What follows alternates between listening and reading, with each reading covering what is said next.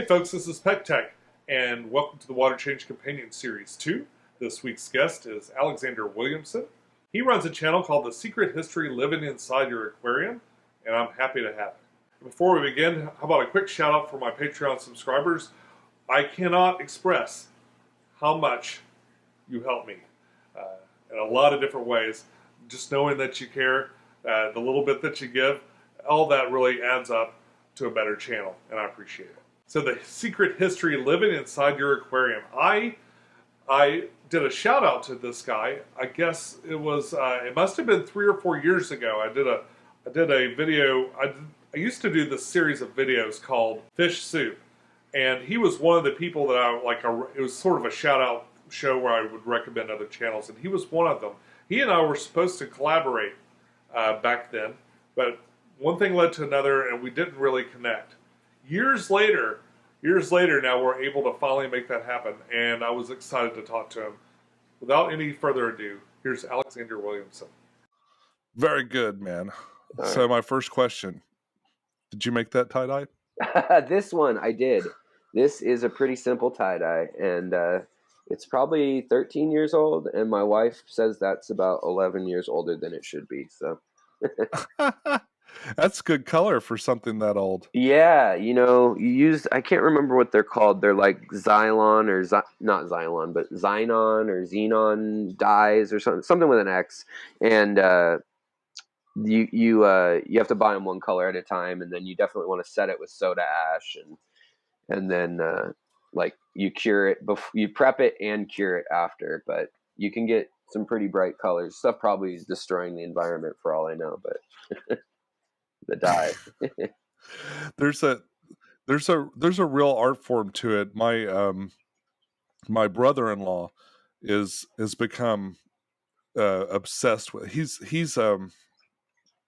kind of goes down these rabbit holes, and he becomes myopically obsessed about a particular thing. Yeah, and right now it's tie-dyes. And he's making the most, I've never seen tie-dyes like this before, like the most incredible tie-dyes. I will definitely send a link. Yeah. I'll put a link down below if anybody cares. There's a guy who goes by Tie-Dye Todd in South Carolina. And he does he can do like Bob Marley, or whatever, anything you want, leaves, plants, flags. It's crazy. He through Etsy, he's someone who I've supported over the years. He used to be out of the back of his VW van following fish on tour, and then Etsy came out, and he realized he didn't have to travel anymore, and he's making a living that way. So kind of crazy. I could ditch the van and buy a laptop instead. Yeah, exactly. And a scanner. So your channel is The Secret History Living in Your Aquarium. Yeah. Did I get that right? Yeah, The long Secret title, History Living right? in Your Aquarium. Terrible well, search engine optimization there. What brought you to that title? Ignorance, probably. In that I was like, well, what does this cover? I mean, the whole idea was kind of this. Started the channel maybe 6 or 7 years ago with no one watching really, and no intent for anyone to watch, but just as a place to store video diary, basically, of me getting back into the hobby once I had learned about aquascaping. Because I'd left the hobby because I was in an apartment where I couldn't have any tanks, and I was in college and I was finishing up my thesis and all this stuff. And I went from, even in my rowdy undergrad years in college, I was able to keep some tanks and stuff. And then when I got older, I had to kind of buckle down to finish up stuff and just keep things together. And to be honest, I had some issues with addiction and things, drinking too much and stuff. And so I had quit that actually on my 22nd birthday. And so it'd been a number of years, but I kind of needed a hobby to keep me occupied and socialize and dive into kind of obsessive myopically, you know what I mean? It helps me that way. Plus anxiety and depression are things I've dealt with that it helps with that stuff too, So I started kind of just chronicling it for myself, and then all of a sudden I started seeing channels like Aquarium Co-op and The Green Machine and Dustin's Fish Tanks and stuff like that going around. Um, probably probably right when Rachel started, because I was also kind of catching her too when Rachel O'Leary was starting. And when I saw her channel, and I always liked Aquarium Co-op, I like Corey's kind of how-to videos, but I felt like I wasn't qualified to speak on that yet. And so I kind of just picked, it started with shrimp, and just started thinking like, well, if I pick a niche, like, and really like try to like basically do what I would do um, for a thesis paper or whatever, and just do the research, then maybe I'll feel confident enough to talk about it. And soon I found out like it was such a dramatic and complicated issue with like, Thai farmers were not divulging which, strains they were using, and Americans doing this and that. And like the dancing man bee or Thai bee shrimp was kind of just coming out, and I think it sold for like $1,000, the first one. And so I started realizing this is just one little sliver of the hobby.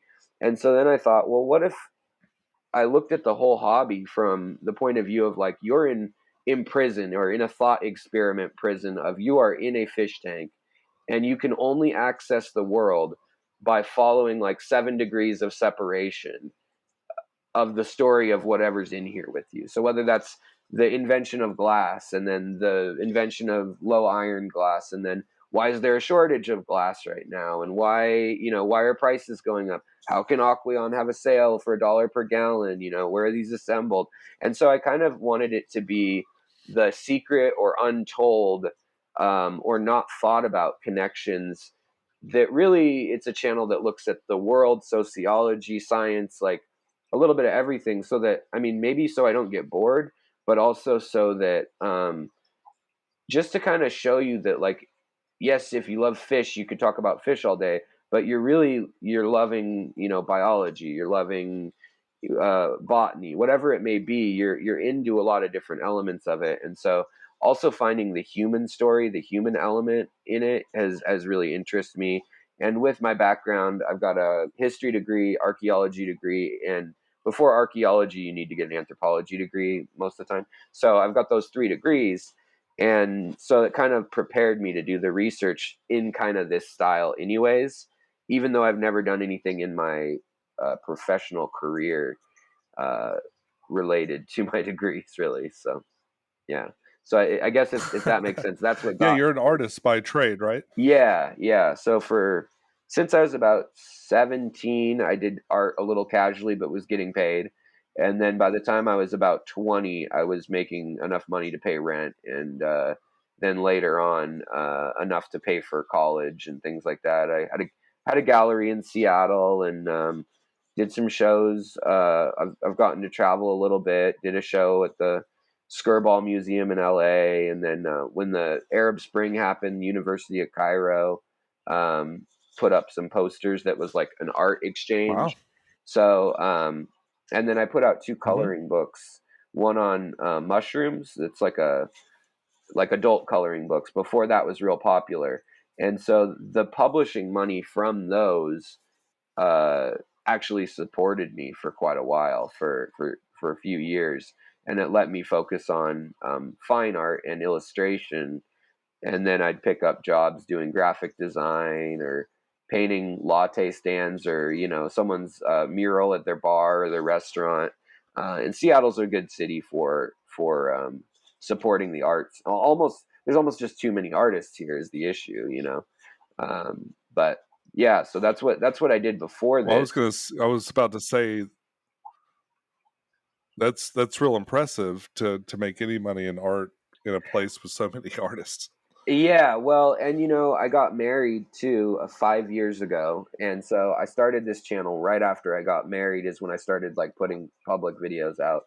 And it became this terrible realization that I was just busting my butt, putting all my energy, 80-hour weeks into doing, the farmers market, different ones all the time. I drive to Portland, to Vancouver, over to Idaho, put 500 miles on the car in the morning and then another 500 at night. And like, it's like 8 hours, 9 hours in the car and then 5 at the event, and just doing crazy things like that. And all of that, like working my hardest as a production artist, so to speak, rather than a respected high level artist. I was making about 40 Sure. grand a year and just running myself into the ground and starting to feel jaded.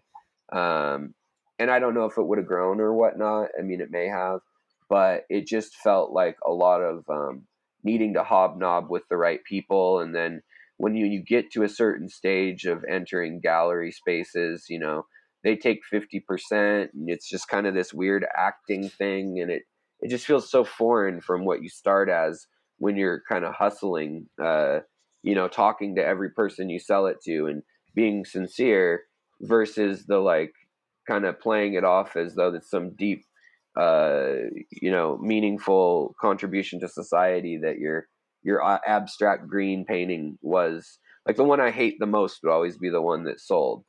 Like I'd prime a canvas and not finish it in time for the gallery, and inevitably that would be like the one that the owner Uh-huh. would be like, "Oh, I love it. Can this be the centerpiece?" It's happened like 3 or 4 times, to the point where it started to make me kind of jaded, because I do really detailed surreal, and also realist, and then Sumi illustration.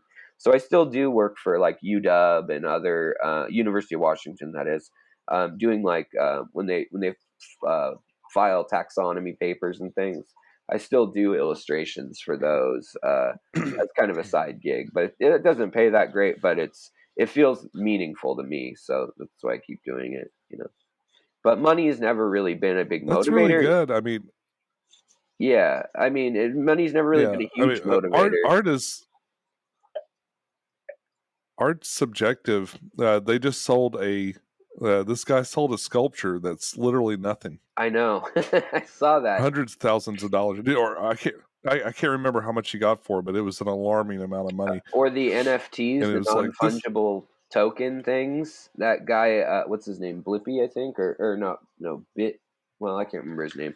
But he does illustration all on tablet, all on his computer, and he sold a non-fungible token of 5,000 pieces of work, so like a decade of his work daily, and he sold it for $63 million, and it's like a 1 gig file on the computer. Yeah.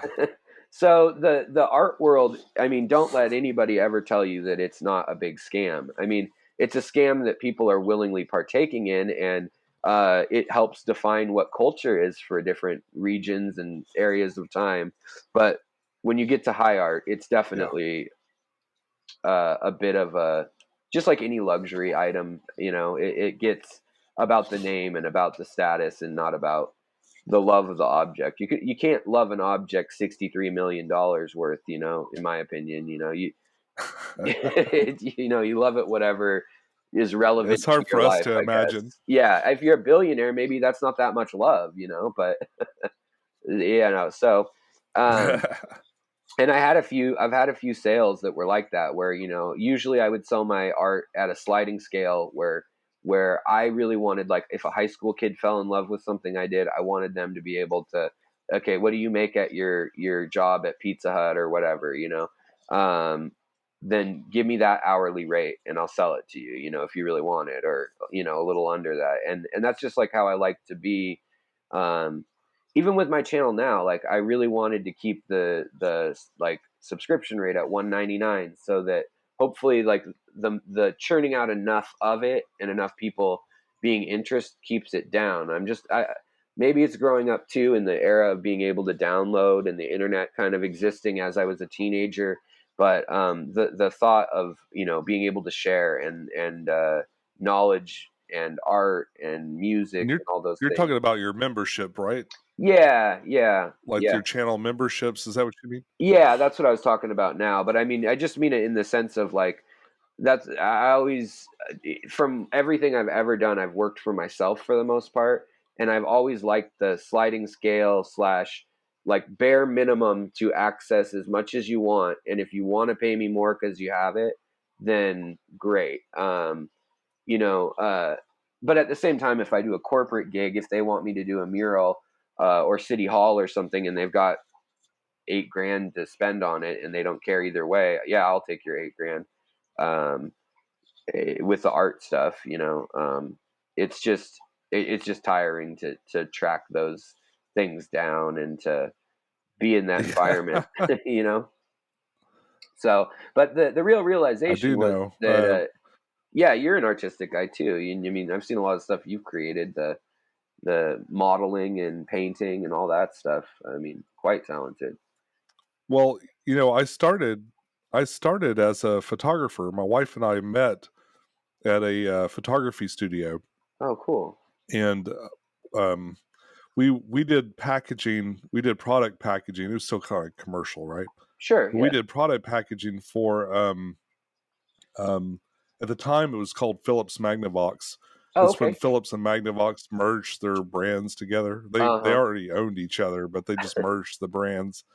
And we did all the packaging. So I went to art school thinking, well, honestly, I kind of hoped I'd be shooting like swimsuit calendars or something like that. And Sure. Yeah. photography, yeah. I ended up photographing, VCRs and remote controls and crap like that for Pretty years. But I got sexy. to meet my wife, and and that worked out pretty well. But when we got laid off, uh, Phillips eventually moved to Atlanta, and they didn't want to bring a studio down with them, so we got laid off, and then we started our own studio, and then 9/11 happened, Oh yeah, and that changed the art everything. world just the art world evaporated. Like Yeah. we had calendars, or not calendars, we had catalogs set up and stuff for product photography. We pre-bought film because that's how Yeah. long ago that was. We had actual film that we shot, and it ended up rotting in my freezer because the work just kind of never came back. Yeah. That's when I became a private investigator, and I Really? basically paid. Yeah, yeah, I was a private investigator, and I paid or that and the very beginnings of eBay, where I sold off most of the photo equipment I had. Um, paid the rent for about 4 or 5 years until I got into IT school and kind of changed gears again and went Yeah. that way. But I mean, that's another one that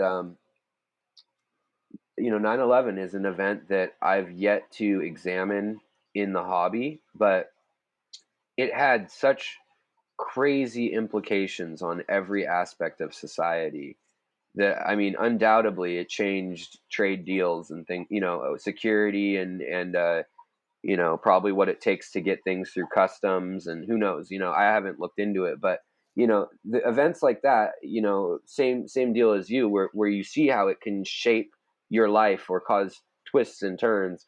I'm always interested in what those moments are. I guess that's why I studied history. Was um, history kind of is the fallacy that there's one person or moment in time where that happens, but really we know it's this big spectrum that kind of, you just have to put a marker on it somehow, and that's it. When really 9/11, you've got all these things, the bombing of the US coal, you've got sanctions and stuff going on at the embassy in Kenya. I mean, there was this whole thing going on while you're living your life doing art, an escalation. and they're both escalating. You're doing Yeah, this. It's and how that intersects, and then kind of bounces off. The entropy of the universe is just wild. How things unfold sometimes. Yeah. I'd be really fascinated to see, and I'm not sure how you would. You'd better start soon if you'd like to do something like that, because everyone's memory is fading Right. on I those know. days. But I'd be interested to see like what how you could relate that back to the fish hobby and like what impact it has. I know you got all of last year in Yeah. the whole COVID business. I mean, I'm sure that had major impacts Oh, in yeah. every aspect of society. Probably the most impactful thing that's happened in my lifetime. Um, Yeah. I mean, definitely. And when that was starting, I actually put out some videos that are fun to go back and watch in January, because we had the first case in the U.S. right in my hometown, and just about 6 miles north right? of where I live Yeah. now. And so that was January 16th, I believe, was the date that we found out about that. So I put a video out on like the 20 something, just saying, this is gonna, because that's when things had started to shut down in yeah, I don't want to trigger any keywords that get you demonetized or whatever, but in the city in China, the industrial city, they shut it down. And I know China well from history and from friends. One of my best friends is a Chinese national, and who was in my wedding and stuff. And he looked at me when that happened and was like, there's no way they would shut down 11 million people unless something really, really huge is going on. And so, I kind of thought about it. I was like, yeah, that's their like, industrial thing. That's their widget factory city, kind of that in Shenzhen. That's like their industrial heart of where they make steel and glass and all that stuff. So it really interests me. Even before we found out that it was going to be a big deal here, I was just curious, like, what are the knockdown effects going to be? And I kind of put out maybe a bit catastrophic sounding, I think it was a live stream, but it was like, stock up on fish food, start breeding bread and butter fish, because nobody's going to be selling them if the supply lines break down, but I started breeding all these like neon blue tetras, and I like breeding nanofish anyways, but I started breeding those and cories and just kind of fish that are usually $3 or $4, and they've kind of, for a while there, they went up to like $7, $8, $9 at some stores for fish. And so I had the best year I've ever had in 2020 selling fish. I mean, profit wise, like from what I breed, and plants too, because it really did restructure a whole lot and made a lot of things really uncertain how it was going to go. So every year, from what I hear, a lot of YouTubers did really well too. Oh, I'm sure, because everyone's at home watching. Like just because people, so many people are channels trapped are at home started. watching. I don't know if you've noticed, but there's like, I don't know, I probably triple the channels of a year ago in the fish hobby, at that 500 to 1,000 subscriber kind of area. They just kind of popped up as people documenting what they're doing, and I think it's going to be hard. I mean, it's hard. It's always been hard, but to get above the noise of that baseline community, it's interesting for me right now to watch who's doing what with content. I mean, a lot of people might expect that if I do graphic design and logos and art and stuff. Yet my own channel, I haven't really done my own logo. Like I just keep putting it off and whatever. And the same is true with editing and stuff. I'd rather do research and have something interesting to say 2 or 3 days a week than one video every week. I don't know if it's just the kind of chaotic nature of my brain or what, but I've chosen that path in the vlog style, lo-fi production. And I do realize I need a better microphone. I want to get a better camera and better internet, bought the better internet. But it's still a little, So, but it's choices of how to present the information has been interesting. And some channels are so innovative, like Tank Tested or Foo the Flower Horn, got some real, like, or you for that matter, like your clone videos where you got the multiple versions of yourself. Man, I mean, that's a lot of work. I wouldn't know where to begin with that, but it's impressive. That's a next level. Well, it about killed me. That's why there's a reason you don't see many of those videos from me anymore. It just got to be, I would get the same views as if I just held a camera up and talked about my aquarium. And I was just like, it's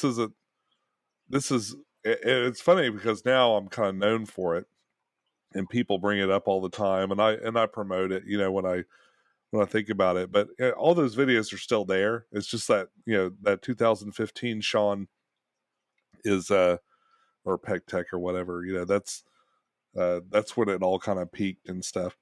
What's funny is, you've been on my channel before. You were on, I did like I guess a shout out show called Fish Soup. Yeah. And I brought you up on it a long time ago. I guess that was when you're pretty close to getting started. 2017 or something. Yeah. 2016. When was it? Yeah, it was a while back. Yeah. I had a lot of people tell me, like, combining history, like other YouTubers, history and fish. What are you thinking? We're already this weird niche. Like, what, are you trying to bury yourself? And I was like, well, it's what I'm interested in. I'm sorry. That's why I'm doing it. So we've made a couple of videos that have overlapped a little bit. I made a history video yeah, I based love only that video. on. I read this book. Have you seen? You've seen this one probably. Yeah, I've got that one. That's a great one. That's like my only fish history book. I saw one at a convention that I wanted to get, but it was up for auction, and I didn't stay for the auction. But it was called The Toy Fish. Oh, that was the one I was going to recommend to you. That's like my. It's not okay. So it's not the best written book, but it's got like old ads from the Sears, mail-in magazines from 1890 or whatever, and Victorian. It is really hard to find. I paid $120 for it. I hate to admit it, but I know, and it's like a little pamphlet. I mean, it's small, isn't it? So and it's funny because I bought the bigger version, thinking like this. It's a first edition. It must be a better. There must be an abridged version or something because I couldn't find it, and then I found they had two sizes. They had one that was big, and the big one is literally just the print magnified. So I just spent more to get literally like 30-point font or something. It's like for like geriatric fish keepers, I guess. I don't know. But it's a great book in that. Hey, when you hit 50, you'll appreciate that. True. I do appreciate some of those things now already. My wife always says I'm an old man that she married a guy 10 years younger who ended up being 20 years older in reality, So my wife's actually 10 years older than me, but she's in way better health. And then once we got married, literally a year and a half into our marriage, I got hit by lightning, broke my back and my skull, and had, bad head injury. And it kind of, she's like, I thought I married this, I thought I robbed the cradle, and now I've got this old man as a husband. I've always had kind of the disposition of a quirky, nerdy person, I suppose. But so I've never met anyone in my life that's been struck by lightning. So what happened? Can you tell me about that a little bit? Yeah, it happened. And actually, yet again, like it's kind of cool that it happened right when I started my channel. Well, not right when, but like a year into my channel, probably like right when people started kind of watching the channel. And it happened. I was on my porch. I was literally doing one of these, looking out and thinking, man, that sky is epic. And I used to take pictures. I'm also into photography. My wife is too.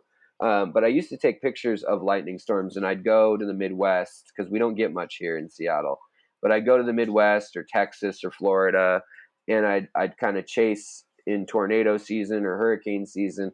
I'd kind of wait around, and then I wasn't one of the daredevils, but I'd go to a big hotel or something on the beach and try to get some pictures of storms rolling in over the city and stuff like that. And I've had a lot of time out taking pictures of lightning. I mean, I've got a few thousand pictures of lightning, from galleries and stuff too, that when I have done a little bit of photography in my art life.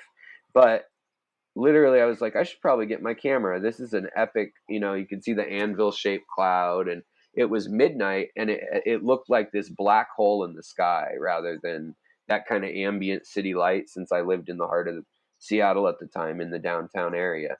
And I was on the third floor, and out of nowhere, no lightning had happened yet. No thunder had happened yet.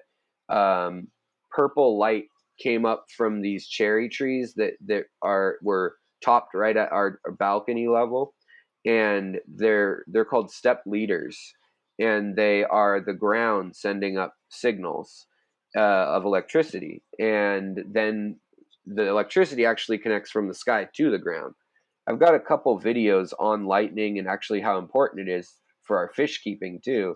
It makes all the phosphates and some of the interesting, chemicals we need, like the dust from the Sahara floats over the Amazon, and if lightning wasn't hitting it, and if it wasn't there as a nucleation, is that the word? The nucleus of every raindrop has dust in it, and then that forms a raindrop. It goes up, freezes, comes down, melts, freezes with the updraft, and it starts creating friction in the atmosphere. And it's always fascinated me. But so I started investigating after I got hit all the different ways that is it connected to what I'm doing and things like that. But for the incident itself, sorry, you got to keep me on track. I'm a space cadet with all the tangents that go through my mind. But I got hit. I got picked up about probably like 8 feet or so, and thrown through the French doors of the balcony I was on. It was just a pretty small balcony, about 4 feet wide, and then these double French doors that open outward. And I literally busted them inward, and broke the center, like, little locking point. And then I landed on a really hard Wow. modern art looking table that my wife used to have. And so I hit my head on the door. The doorknob hit my spine, and back, and left a pretty good mark. And then I ended up kind of out like this, on flat onto the table. The glass didn't really cut me up or anything, surprisingly, because the doors broke the hinge, or the lock point. And then I screamed to my wife, who was asleep downstairs. She heard the noise, but I apparently, I don't remember this little bit, but I screamed and said, like, I got hit, like I got something blew up, or, I had a few different explanations of what was going on. So she thought I was tripping on something or had gone insane. Like, she didn't know what was going on. But then she said she could smell the, like, burnt smell. And so we called 911. They checked me out. They took all my vitals, and they were like, well, it's a 5-hour wait at the ER, and you didn't have a heart attack, and you look okay. And I literally spit out 2 teeth already at that moment. And they're like, well, you better go to the dentist in the morning. But they really didn't think I got hit. They're like, we don't have much lightning here. I think you got scared, and you booked it for the door and knocked yourself out. And I was like, well, if you guys are sure, then I guess you're the medical people. And so my wife and I are like, well, we'll go first thing in the morning to the ER. Well, about an hour later, as she was bringing me ice packs, she's like, what is that awful smell? It smells like plastic. And my pajamas were melted to the back of my legs, and it had fused with my skin. And that's when we knew, like, uh-oh, like, Oh my. I did get hit, and it's something serious. And mentally I was okay right away, but about a week to 2 weeks afterwards, in fact, I even did a stream saying, like, this thing happened, and I'm kind of gonna need some time for myself. I'm just kind of shaken by it. Obviously I went in and got MRIs and all that stuff, and they noticed that I'd fractured my orbital socket here, and then I'd perforated the roof of my mouth into my sinus. It actually was the heat expanding in my own mouth, like it superheated the air, and it caused that pressure to almost, like, it didn't have anywhere to go in my sinus, and so it perforated it. It was their guess. And then beyond that, it also, in the words of the medical report, it said obliterated my vertebrae at L5 and S1, kind of where your sciatic nerve starts to come down through, Right. Yeah. which is real painful now still. I still got a lot of chronic pain from it. And then also my C4, 5, and 6 up in my neck. The discs were completely blown, but it missed my heart, crossed across my body twice, like once this way, then bounced to the other way. So it hit my spine twice, but it didn't hit the spinal cord, I guess. But it did shatter a vertebrae to the point where it was like hairline cracks in the bone. And then it also, probably from the impact of hitting the door and all that, that's probably where the herniations came from. But I thought that was the worst of it when we got that report, and obviously I was in pain. But then they said um, that oftentimes you'd start to lose, other functions and things. Lightning's unpredictable. And so within 2 weeks, I began to lose my ability to write and grab like a cup or hold a cup and hit the remote on the TV or work my cell phone. And what happens is when you're exposed to very, very, very high voltage, it happens sometimes with the high power line workers. They said that and lightning are really the only times it happens, but it melts all the myelin sheaths in your brain, and those are exactly what happen when you get Parkinson's or dementia or Alzheimer's. There's plaques that develop, and your myelin sheaths are affected. And when you get hit with that electricity, it strips those connections, and so where you have these lifelong connections of, information goes from A to B, it may rewire A to C to B and like get there eventually. But I had all this synesthesia where I could like taste what I could hear, and I could feel like textures when I'd see colors, like bizarre Yeah. things going on for about a month, 2 months. And then I did 5 months of occupational therapy, 4 or 5 days a week, to try to get my ability to write back. Because as an artist at the time, I was still a full-time artist. I thought I'm done for, let alone like I didn't know if it was going to get worse and my ability to walk and stuff would be off. But the main thing was I had to sleep like 18 hours a day for almost a year, and was just extremely tired and drained easily. But slowly but surely, it's just working at it. I got better and better. And then the ability to write with my right hand again came back when I was standing in the kitchen, got a phone call from a doctor, answered the phone. He said, "You got an appointment on whatever, Thursday at 2 o'clock." So I grab a pen and without thinking, take the note down. And it was just like I'd never had a problem. So the neurologists and everything Wow. are like, "Yeah, we don't know. Lightning's pretty crazy, huh?" Like that was their answer to it. And so, yeah, it's been a long road of recovery, and I still have a lot of neuropathy as well as sections of my body where I got burned internally, my liver, and then one of my kidneys got nicked. So it's good that I stopped drinking and everything. They said that I had like 20% functionality in one of my kidneys at one point. But you're resilient. Your body's resilient in a lot of ways.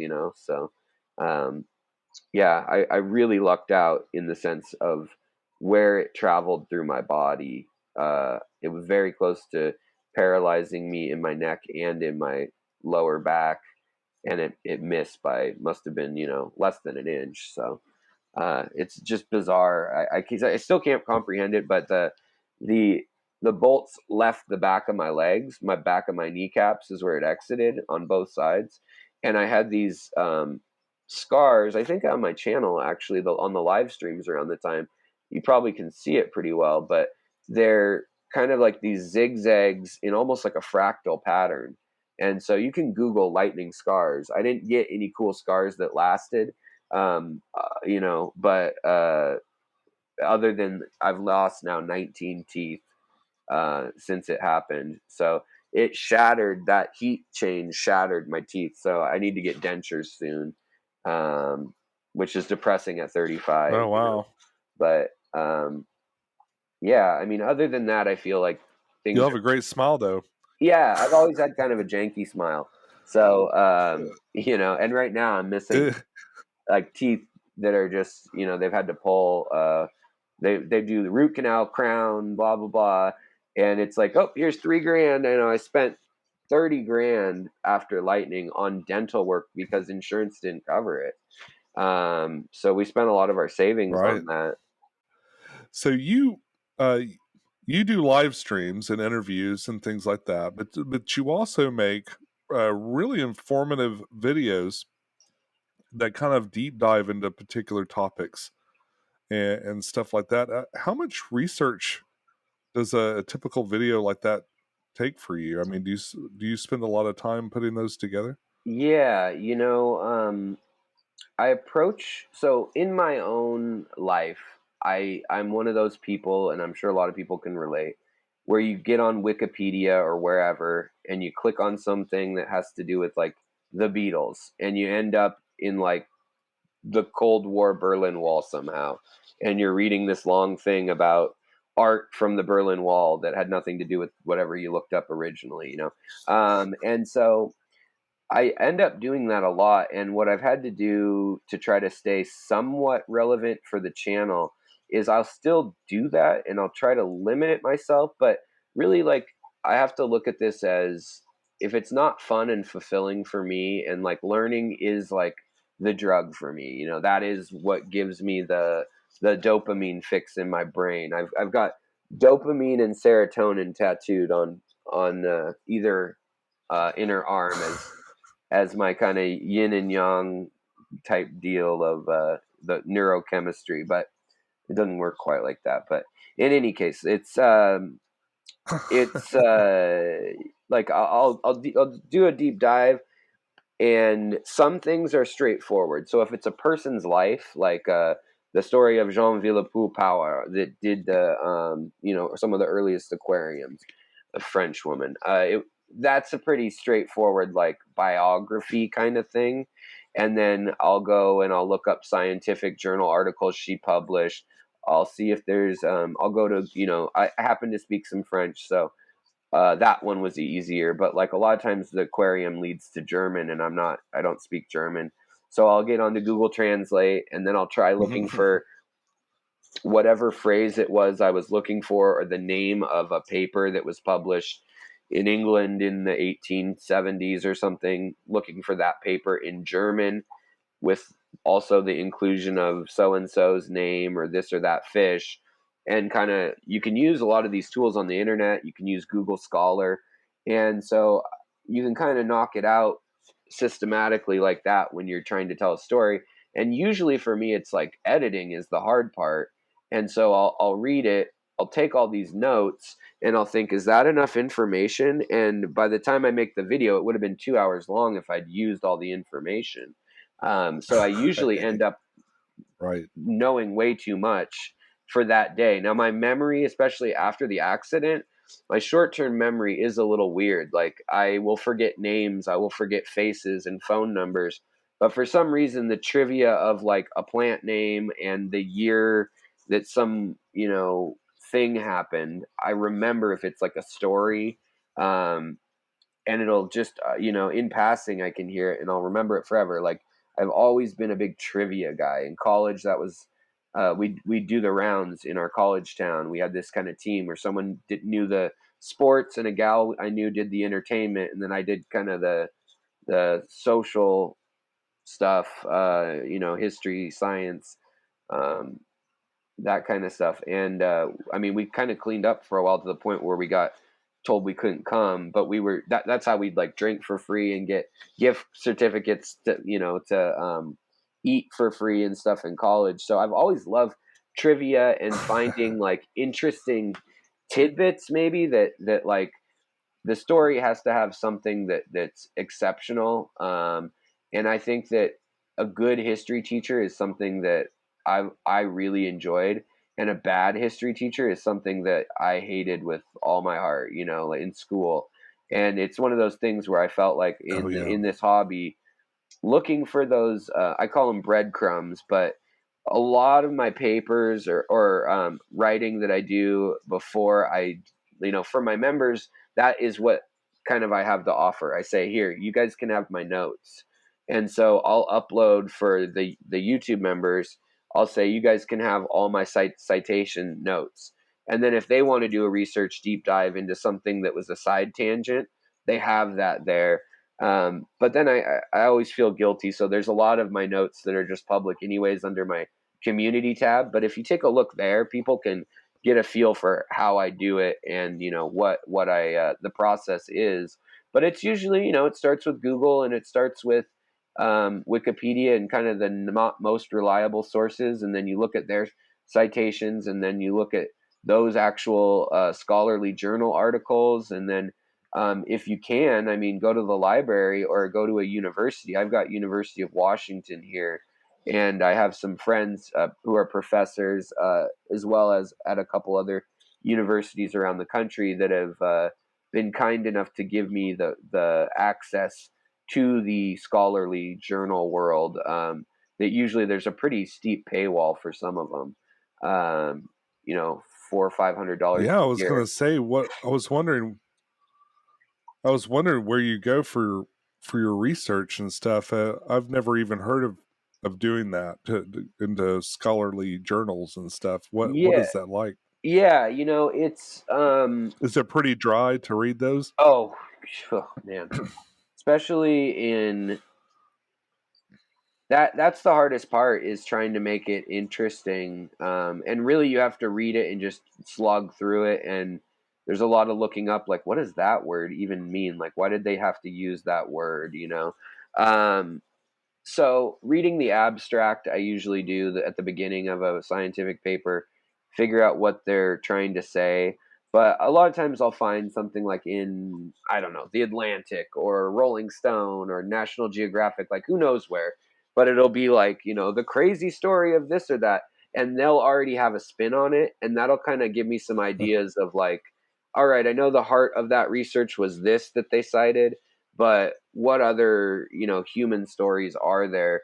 Because it's real boring just to look at like I recently did a video on how now we've found that fish bettas, their chromosomes do not determine their gender. There are XX females and Right. there are XY females in captivity.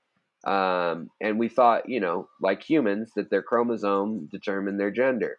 Well, it happens to be this, I think it's called, what is it, RSBM, whatever. It's a long gene name.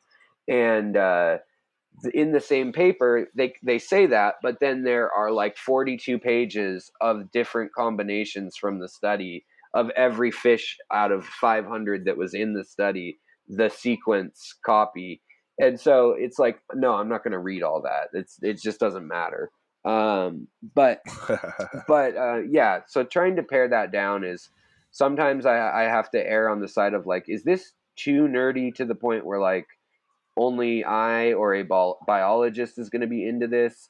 Or is it something that once you dig your teeth into it, if everyone's getting it, it's really impressed me lately. Like as the channel's grown, it's impressed me how many people that I meet that never even went to college or, you know, studied anything in the realm of that subject are able to come right up into the, you know, master's and PhD level um, theory on stuff. And so I think we don't give your average hobbyist or your average person enough credit for what they're capable of.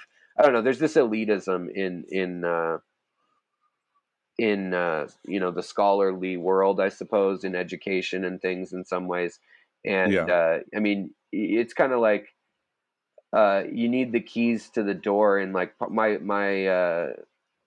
goal is to kind of kick down the locks and kind of throw the papers out into the crowd, kind of thing, and see what people do with that. You know, there's people like Dr. Novak, for instance, who works with the anoxic and anaerobic filtrations and the BSB baskets and things, and that can get real dense and heavy, like his work, you know what I mean, if you get into the theory on it. But it doesn't take knowing that Oh yeah. Yeah. to get the basics of it and to implement some of the theory. And the little breadcrumb thing I was talking about, you know, so I might read about something he did. I watched that video you did with him, probably, I don't know, 6 months or a year ago Mhm. now. And Yeah. you know, I was looking at that video, and I was looking at that, and I happened to come across an article on sewage treatment plants and how they use very similar technology, and then how they use this foaming process at the surface.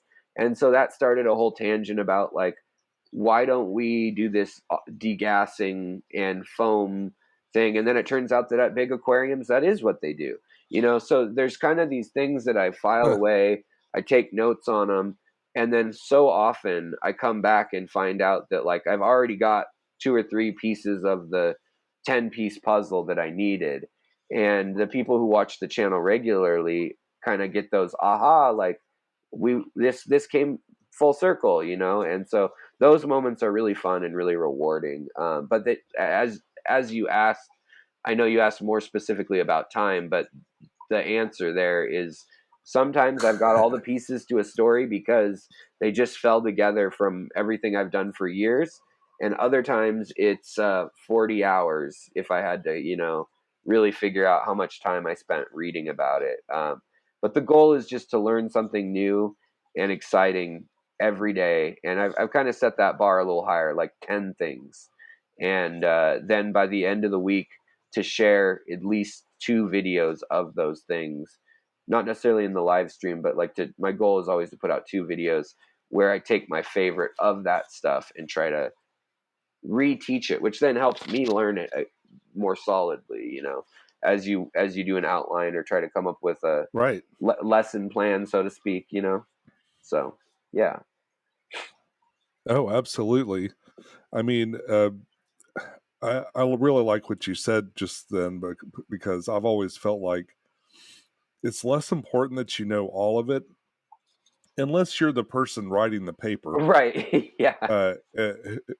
And a lot of the hyper detail that they go in is because scientists typically refute each other's work, Right. and if they're not complete, if they're not very unconcisely complete about every thought or every aspect, then they'll just be rebutted as not done their homework or their research or whatever. Oh yeah. And so, but there's no way, like, I'm not a biologist. I mean, even close, and there's a lot of, aside from my high school science classes and Sure. stuff, and what I've read since then, I don't, I don't always know everything that's going on, like in my aquarium or out Sure. in the Yeah. world as a whole. So I listen to people like Novak and even his skeptics. That Sure. Yeah. when I made that video, people started just linking me out to all kinds of people that would disagree with I followed this a lot of point that. or that point.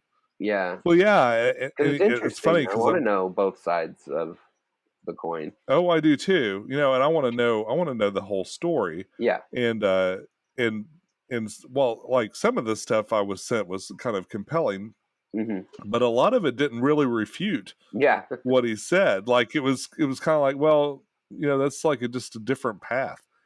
Yeah. And I think so many in the hobby, so many people are locked into a very specific success, way of success. Yeah.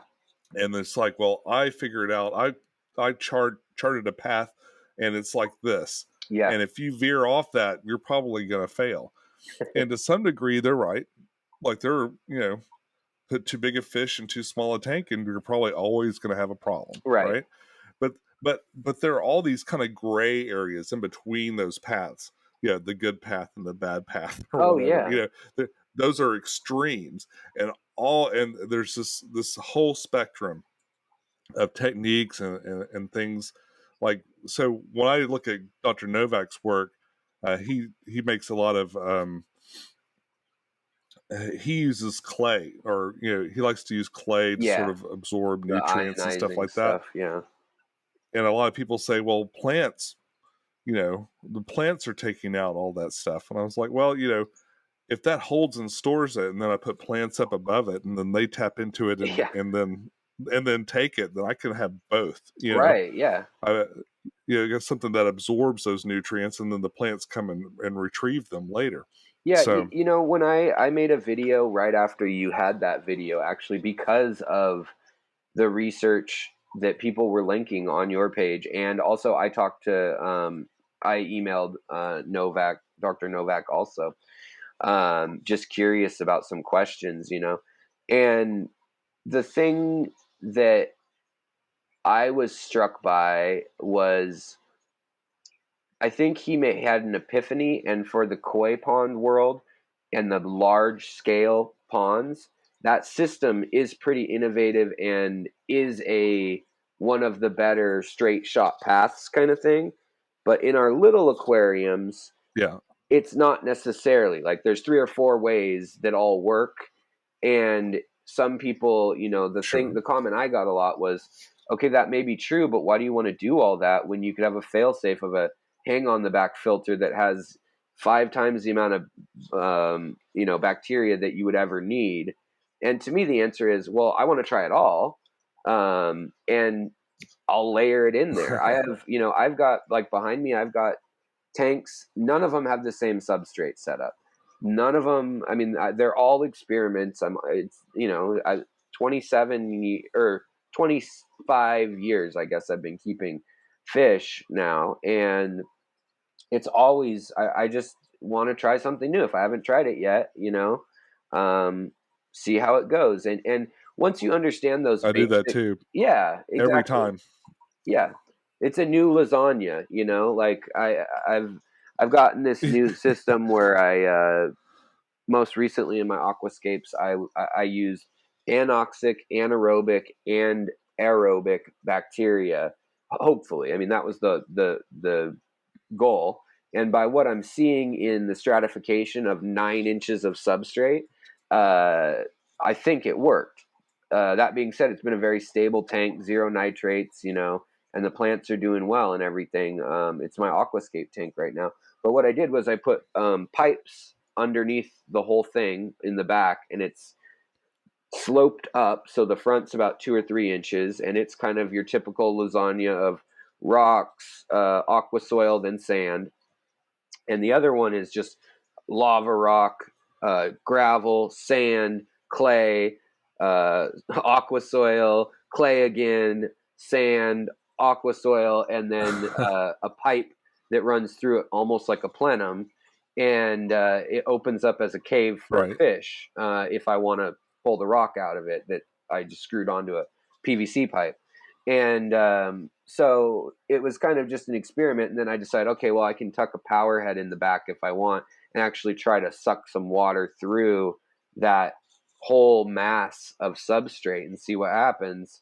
And the lava rock itself clearly is a big biological filter media, or in there, even though it has far less oxygen if you're using a slow moving plenum.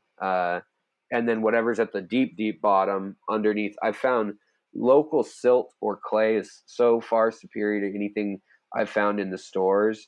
I can get a 1/2 inch of Northwest Washington. It's called blue clay. It will completely cap any ammonia or nitrates in 1/2 an inch because it's such fine, dense particles of it's almost like modeling clay. I mean, and so I can pat a layer of that in there, and I've got some tanks where I've used it 4 or 5 tanks now, and it really helps me. Plants will still grow through it. They can't grow through more than about an inch of it. They start really having trouble, but they'll grow through a 1/2 inch of it. And as long as you don't puncture that layer, it really does a lot of the same things that people talk about capping doing. And so I've gone back and forth from, I only want to use aqua soil and the plants will do all the work and I don't have hang off the backs or anything going. I've got a tank right behind me that has no filtration, no heater. It's just a 5-year-old tank that's really well seasoned. And it's full of fish. It's full of hill stream fish because I was like really wanting to show off, I guess. I don't know.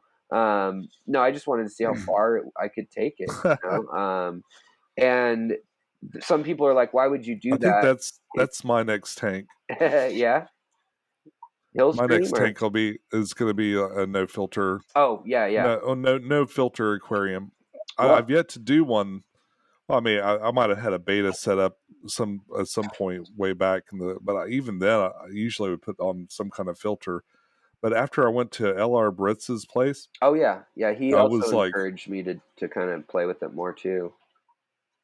Yeah, after that, I mean, I was like, oh my gosh, I mean, this was really possible. Like I had heard about this place, but I was like, surely, like most of these things have like sponges somewhere in there. But no, man, there's no filters in any of that. So yeah, and then of course, Flew the flower horn is probably the most famous fish tuber that no one ever sees. Yeah. And his like no filter aquarium. So I picked up a little 20 gallon, and I don't know. I'll sometime at some point this summer I'm gonna scape it up and make a little no filter aquarium and just see how it does. Yeah, Maybe put it in a window even. I mean, the easiest, that you just nailed it right there. Like the video, I mean, people can check out the video I made because it's actually been way more popular than I thought it would be. It's been one of my more popular videos ever, actually. And it's also the video where I get papers sent from professors and things saying, what about this? Like, have you tried this, or is this going on, or whatever? And some of it's interesting in my research. I'll find like that the anoxic thing has been known since Roman times by another name. They knew how to treat their sewage by putting clay over stuff. They'd pack it down like that. They knew. There's a lot of different weird little tricks, like activated charcoal. They knew how that worked. Heating it without any oxygen present, or heating it without any oxygen present. And so there's bits and pieces that went by another name. Maybe it had some other name and they didn't realize the science behind it exactly. And then in the 1920s, when they were redoing London's sewer system, they brought in all these brilliant minds, and again they start using anoxic bacteria and anaerobic bacteria in different ways. So they've kind of reinvented the wheel, or at least touched on it, and then added to our knowledge of it a bunch of different times. But it's interesting to go back and read about like how many times people say that they've had this magic epiphany that's going to change everything. And then 20 or 30 years later, it kind of goes down, and people know it exists, but then it surfaces again. And I think that they're all just tools in our toolbox of try it out, see if that works for you. And for me, what sparked it was I just got lazy after my lightning strike, and I didn't want to clean filters, and they got so clogged, my hang off the backs, that it came to a standstill. And I realized, these fish are fine. They were jungle tanks that were just planted, not enough room for the fish, to be honest. I had to cut back plants for that reason. But really what came down to being the magic ingredient was how much sunshine I gave the tank, because that controlled the algae, that controlled the plant growth and how much nitrate was coming out. So the only thing really, even more than water changes, controlling nitrates was how much plant material I cut out and removed the nitrates physically that way. And that was kind of my big wake-up call when my 40 breeder that had been this kind of a nursery tank, I guess you'd call it, like I tank plants for profit. When it was able to keep going and actually seemed to be doing more stable than fighting algae spurts here and there, then I tried it on other tanks. But I think on a bigger volume of water, it's easier once it's seasoned. I've actually got some. That's a 1 gallon killifish tank, but it's got 6 inches of substrate. So it's doable in very small volumes of water, but there's less margin of error. When a swing happens, it's right. severe. But I've just learned not to count anybody out for their thoughts or their ideas, whether they have a PhD or whether they're just a lifelong fish hobbyist or a kid that just tried something. I've been shocked by the results of, people tell you never pair pea puffers with X, Y, or Z, and I've put pea puffers in with a dozen different fish that turned out to actually, like, sometimes you put 2 mean fish together and they keep each other totally in check. Other times they rip each other apart. But there's these general rules for people new to the hobby that don't know the nuances and things. But once you get past that learning phase, there's a million ways to skin a cat, so that's what I like about the hobby and the science of botany and ichthyology and ecology. There's just, we're still learning so much, and it all comes back to, I think I've done that. Yeah. I've done that with shrimp. Yeah. Like I have an abundance of cherry red shrimp, and I think I've put them in with just about every kind of fish, including a bunch that you would think would immediately eat them and stuff, and they do well under a lot of different scenarios. Oh yeah, I mean it's one of those Zen moments where like only once you let go of your material attachments will you find the truth. In that I've got Malawa shrimp and they breed really prolifically. They're Caridina, but they're probably more hardy than Neocaradinas, I would say, than cherry shrimp.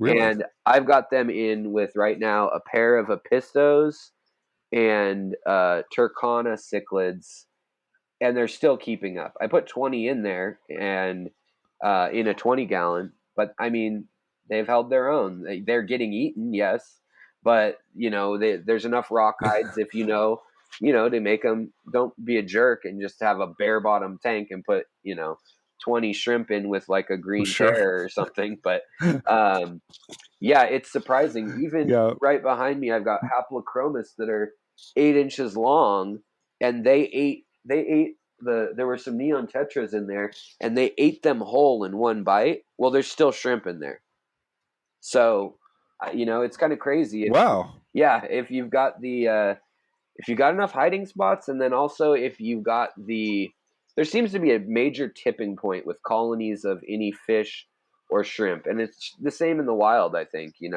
if you've got 50 shrimp in a tank to start with, and then you put a fish in, you're probably never going to run out of shrimp unless it's a really crazy hunting fish. But if you put 50 shrimp, or let's say 20 shrimp in a tank that's already the fish's domain, it doesn't go so good usually. So it's kind of interesting to see how the order of things works, and rock piles being so important, where they're going to graze, all that kind of stuff. And Lucas was the same person. He and I talked when I was starting my channel. Lucas was the first like YouTuber that I was able to get a hold of and really feel some sort of mentorship by, because he wanted me to do his art actually for all his posters and merch. And so that's what sparked up like me kind of being able to talk to him probably more than I should have been for how small my channel was at the time and how busy he was. But he said, "Oh, don't worry about him. Just leave he's just kind of casually like, we're talking. He's like, "Oh, just leave your cherry shrimp outside. It doesn't get that cold in Seattle, bro." And I was like, "It freezes." And he's like, "Well, I know." And so, I tried it, and literally in the spring, come spring, I'm digging through there. I think everything's dead, and I scoot aside the gravel. 5 or 6 cherry shrimp are still hopping around, and they're not even underwater. They're in the gravel like they were in stasis or, some sort of sleep. So it's pretty crazy what you... They ever winter here. Oh, do they even? And my pond completely. Yeah, I think I can't remember what zone I'm in. Like 6 or something. I actually listed it at the bottom of, like or 7, I think. Okay. But it literally froze. Like the whole top of my pond froze, and I was shocked. But it's been about 4 years now that I've had cherries in there. What happened is I put them in there along with some endlers to breed. I just put them in there just not to breed them specifically, but just to have a fish in the pond. Sure, yeah. That'll survive, Yeah. It's not super expensive or anything in case the birds decide to eat them or whatever. But so I throw them in. It's for mosquito control, if nothing else. But they love it, and they breed in there. And the shrimp, I just thought was like, well, I always want more shrimp, so yeah. I threw some shrimp in there to see how they do.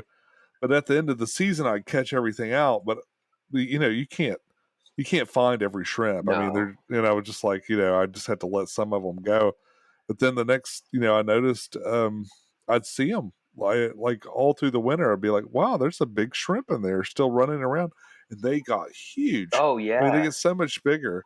Have you noticed how much bigger those Neocardinas do? Like if you take them from a 20-gallon up to even a 15 or a 25, they like double or triple in size. Yeah, I had this big red cherry shrimp mother that was like Amano shrimp size, like normal Amano. I know Amanos can get really huge, but yeah, it's crazy. My wife doesn't particularly like the shrimp, and I had carbon release that she thinks look like cockroaches or something.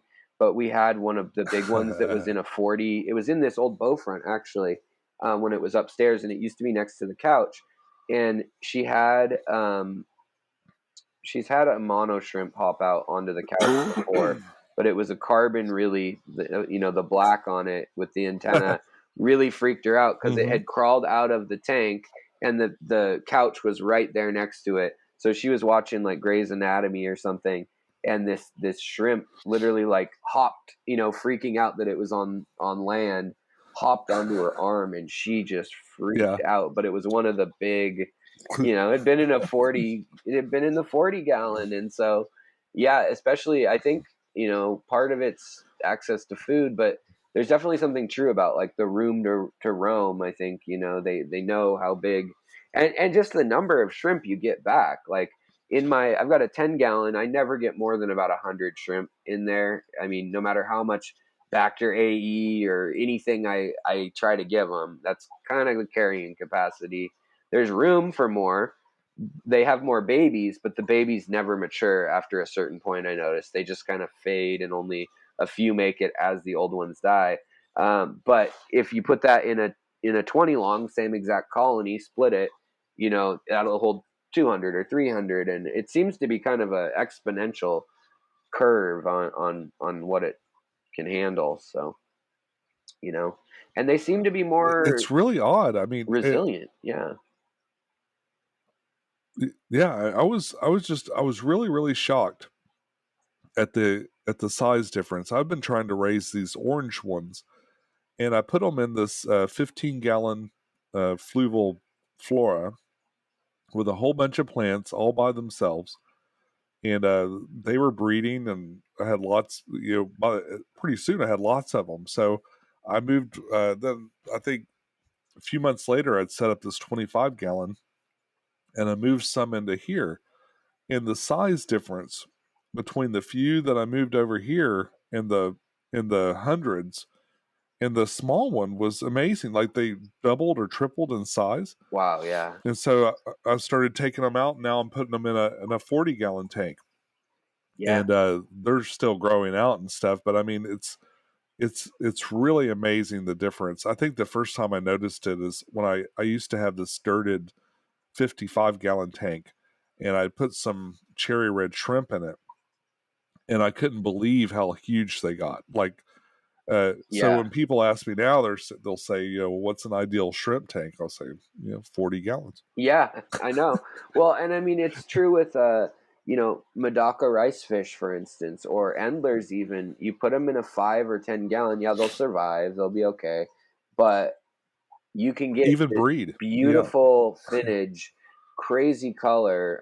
I mean, especially even outside, then you get all the anthocyanins and all the, beautiful pigmentation and carotenoids like coming out in the pigmentation with the, the fish use them to protect themselves against the UV light. And so that's where diet matters. So, people ask me too, like, how big of a tank, this or that. And it's like, well, what do you want? If you want a show quality fish, put it in a big tank. Same with the shrimp, put it in a big tank, put it outside in the sunshine, and feed it the anthocyanins for the blue colors and for the purples. And then for the reds, give it the carotenoids and the oranges. But all the food in the world that says, color enhanced, it doesn't matter if there isn't the vitamin D in the body to process. There's lots of things in our hobby that we're sold and told. And when you dig into it, it's like that only matters if you do it the one way, or that's only applicable for this one thing. People will use, the other one that gets me is Seachem Flourish, and all their Val and Crips melt. I get that all the time from people. And they're like, but it took away my algae. But then a month later, it all came back. And I'm like, well, maybe we shouldn't start that cycle. Maybe. You mean Excel? Yeah. Flourish. Do you mean Excel? A Flourish XL, yeah. I think, isn't that what it's called? Seachem? Yeah, because there's Flourish. Yeah. Yeah, you're right. It's Seachem, but the Flourish they have Flourish, which is like itself, which is kind of a typical fertilizer. Right. And then there's Excel, which is actually an algicide. Yeah, that's the one. Yeah. And when people see the purling and stuff, it's because it's burned off the whole top layer of the. I did a video a while back where I talked about liquid CO2. That's kind of And useless in that. I used the quotes Thank because you. I was quickly trounced by people that were like, "There's no such thing as liquid CO2." I was like, "Well, damn, it says it is, right here, and I hear about it all the time." But then when you dig a little deeper, so CChem had a demonstration at my local shop, and I went and actually filmed them talking about these different things. Oh, cool. And he had an explanation for how that works. Like it kills things off, and then the remnants create carbon, Sure, or something like that. I didn't understand it, to be honest, and it was just a little, maybe it's a little above my head. I mean, well, there's so many East Tennessee variables public schools or whatever. I mean, there's so many variables. Like, how do they know it's going to work that way in your tank? That's the thing with any like miracle cure for an issue that I'm always a little skeptical about. But Well, I do know enough to what's the key ingredient, and Yeah. then Google that, Yeah. and it's an algicide. Yeah. And then I talked to some other people, and they're just like, "Oh yeah, all that purling and stuff. That's because it's stripped off the top layer, and all the oxygen is escaping. It's just like when you cut a stem, and it'll sit there and bubble up It's like hydrogen peroxide too. Yeah, that's what same thing there too. So yeah, I mean, there's something that also I think has been really important, and that I learn as I research just different topics. It comes up time and time again, and it's like, a dose makes the poison, like, because there's so many things that, like ammonia. Do plants need ammonia? I don't know how to answer that. They love a little bit of ammonia at their roots, but too much and it burns them and they die. Do they prefer ammonia over nitrogen and nitrates? Yes, they do, but that'll kill your fish. And then you're going to have dead fish, which cause more ammonia, and then you're going to have burned plants from that. So there's these kind of like nuanced questions that sometimes require a really long answer if someone wants that answer. And I think that I'm fortunate enough to have built a nerdy enough channel that they expect me to give them a long, drawn out answer. And that makes me feel really fortunate, because if I had to do like 5 to 10 minute videos of banging out like how something works, I don't think I could do it. I mean, some people can, and I'm really impressed when they really package it, with infographics succinctly and everything. But I would spend more time figuring out how to teach that than doing the research, so I'd rather just kind of talk about my subjects as if you're right here with me. You're my friend. I assume you have a baseline of, wherever you're at, and you'll find the video that's right for you with that baseline in mind. There's some that I fully understand. People are going to say that's boring. I don't care. Just tell me yes or no. Should I do it? And a lot of times I'll just say that in the first few minutes, like, okay, if you're here for this, then this is the answer. If you want to know why, stick around the next 30 minutes, And that was the same with the ant. If your intent is to argue with me at this point, then just keep listening. Oh man, that's my favorite, is when you get comments and like you address whatever it is they said at like minute 3, and you're like, so you didn't even make it to 2 minutes into the video, and they were just ready to go. But I'm happy, like, never ever do I want to sacrifice, truth for ego or for credibility. Like, you lose your credibility for one, but two, like, the truth is nothing to be afraid of. It's something we all grow from and benefit from in the end, because we all have to adapt to what reality and truth is. And if you're wrong about something, who is it aiding defending your wrongness or trying to find a loophole of why that's still true? People get into these semantic arguments in our hobby so often because they have a pet like project of how they like doing things. And I'm like, just let it go. Like, if I make a mistake, I try to always pin it in the comments or put it, or take the video down if it's a bad one. But we learn new things. You learn Have that you had to retract? I've retracted 2 videos. Have you had to do a formal retract? I have, and it was because I was told that a species I got was wild, and it was a domestic bred line, the color in it, and I said that it was a wild caught Cory, and it wasn't.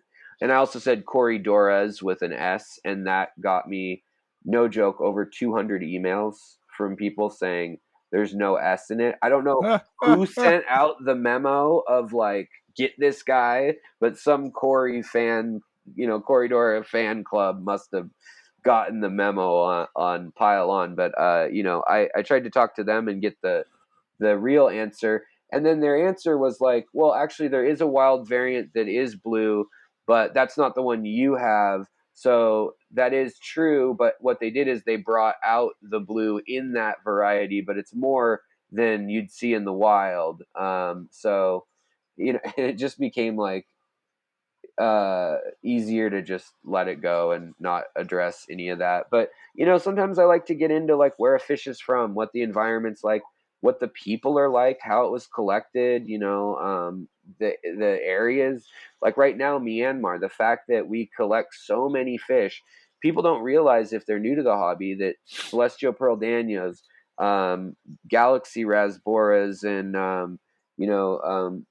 a lot of these little nano Danios and things, hatchet Danios, Daniel Chopra, a lot of gouramis and things, they come out of that Myanmar, Laos, Thailand, Cambodia, kind of Golden Triangle area. And that area was not stable for 100 years, really. And it became stable in 2006. We only discovered celestial pearl danios in 2006. Before that, they weren't known to science or in the hobby. And same with a lot of the garas, and a lot of the little, neon blue. Because you couldn't go out there without being shot. Well, right, yeah. There's ethnic groups, there's drug gangs, there's the junta that runs the country, and then there's communist militias from China. I mean, it's a right now it has gone back that way. And so on my channel, that's something I've covered, is the fact that the Wa People's Army and the Shan Freedom Liberation Front are both, as well as the Chinese communist groups, they've stayed out of these people versus the army disputes just because they only care about their autonomous area. And they've been making money from tourism at like Lake Inle and some of these really pretty places. There's beautiful culture and beautiful stupas and these big temples and things that the world had not really seen, because it was kind of a closed off culture for a long time, 70s, 80s, 90s. And we got a taste of it. We got to see it. We got to do a good amount of exploring, but there's still a lot of species yet to be cataloged there and everything. And now we can't go get more brood stock of CPDs at the moment. And Indonesia and Taiwan and Vietnam have had a terrible bottleneck in the genetics of their CPDs. And so they're getting the humpback, the sunken stomach, and just issues of not great color, not good lifespan, and bad yield. And they need to go collect more. And then, we're also finding too that a lot of these areas then are getting developed so fast by Chinese businessmen, like in Africa and in Southeast Asia, Indonesia, that a lake that we may have collected something from 5 years ago may be dammed by, a gold mining group or something that never filed any papers or permits for it. So it gets really interesting. I mean, the fact that somebody threw a grenade in a police station in Shan province 3 weeks ago, that's big news, because there's 20,000 people in the militia that would have allowed that to happen.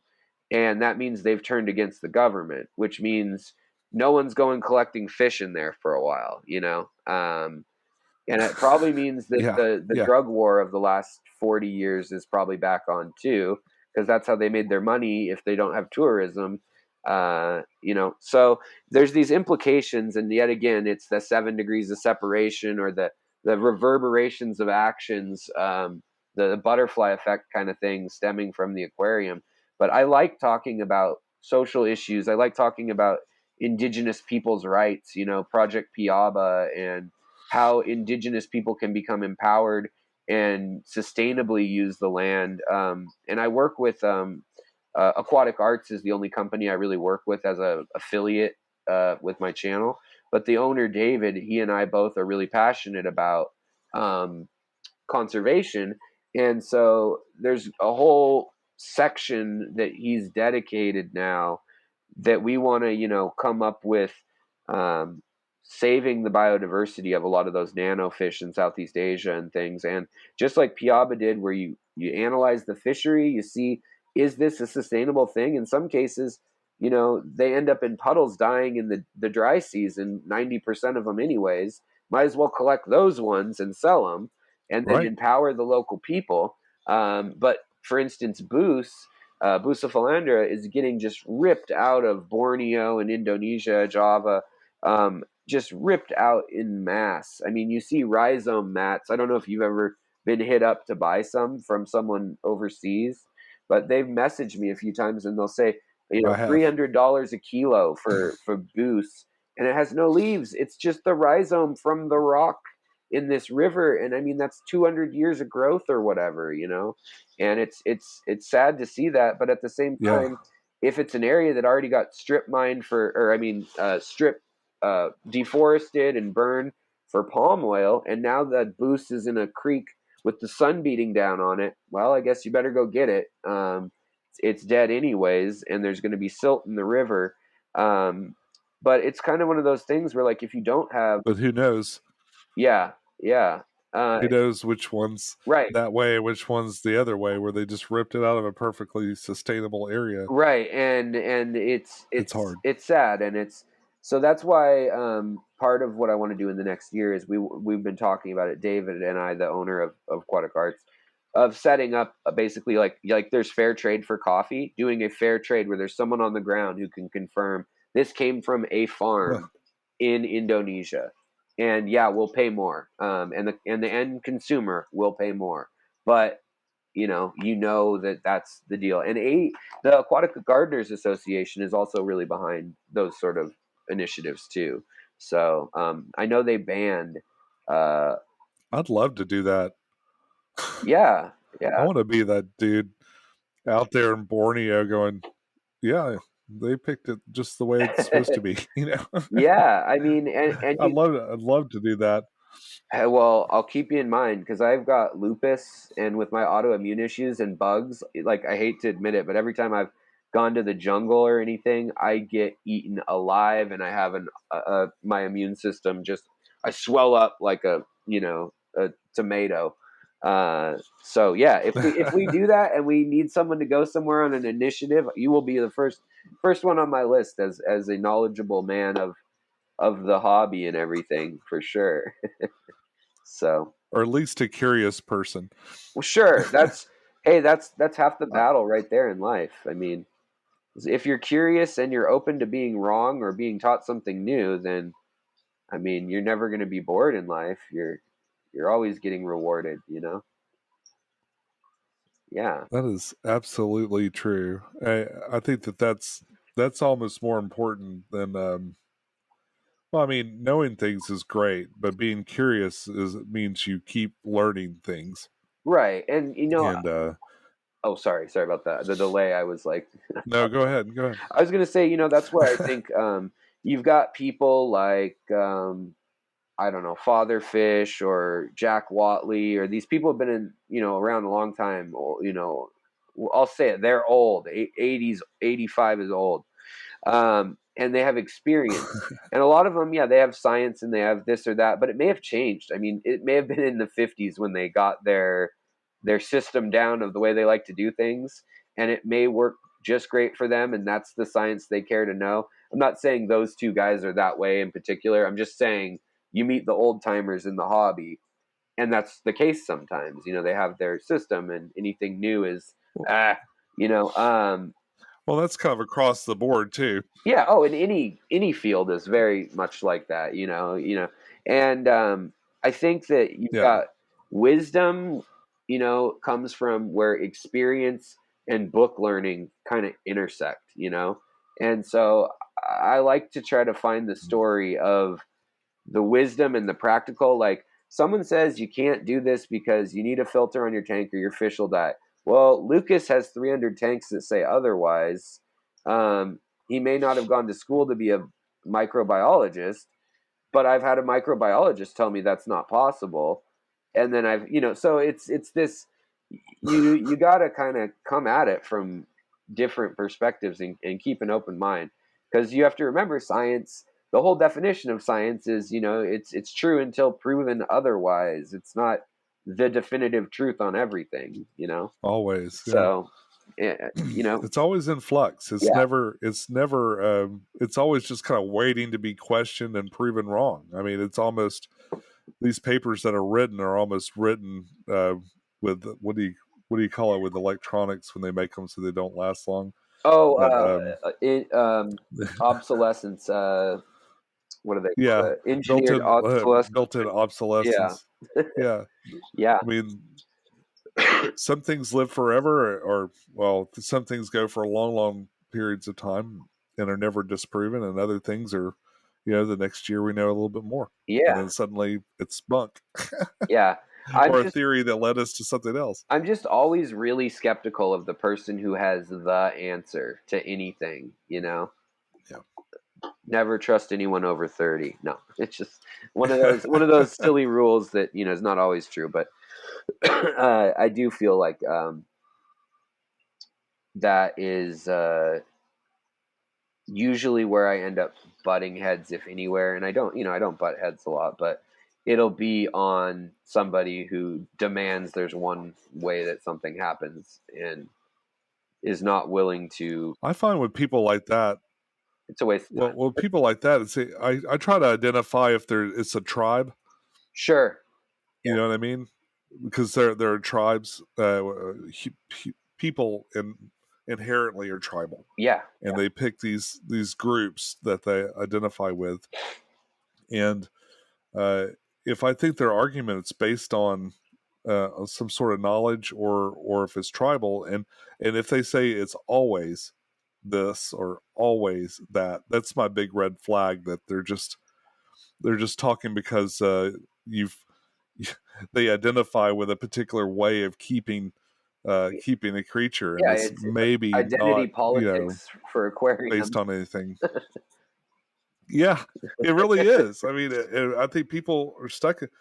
If you tell me that a betta needs a hang on the back filter and a 20-gallon tank, I'm going to say, well, probably not. I mean, I'm sure it would like that, maybe, but maybe the filter's too strong or something like that. Well, that's a funny one to bring up.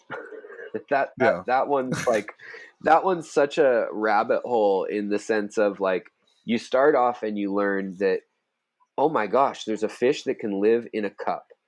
Wow. Yeah. And then you find out, but it actually wants a 2 or 5 gallon tank and bloodworms and a catappa leaf. And if you don't do those things, you're a monster. And then you find out the reality of how people breed them, and you're like, they're back in little cups again. What's going on? And they need to be alone. And then you find out, like, I had a 40 breeder with danios and pandagaras and 2 angelfish and 50 baby bettas that were an inch long, all in this planted tank. And nobody was picking each other apart. They were siblings. They didn't, like, hit that stage yet. And once I saw some aggression and some nests being built, then it was time to move them. But it's one of those things that bettas are such a good example of, when people think they've got it figured out, you can see what trajectory of the hobby, how many years into it they are, by which truth they believe. You know what I mean? They're fine in a cup, or absolutely, they need the big tank, they need the catappa leaves, and then they can live in a community tanks, like the 2 or 3 year old hobbyists, like, into the hobby. So it's just kind of that's such a great barometer. But there's a lot of things like that. And then if you meet someone who's been in the hobby, 5 or 10 years dealing with bettas, their answer will be, do whatever you want with the betta. I mean, this is how it may like it. This is how it may flourish, but it's gonna survive. So yeah. Yeah. Have you ever seen the channel Frank's Betas? Yeah, I have. I love that channel because it's I love seeing their natural environment. They're in these big ponds, Oh yeah. you know, I mean, and he just kind of, would you go barefoot in one of those ponds?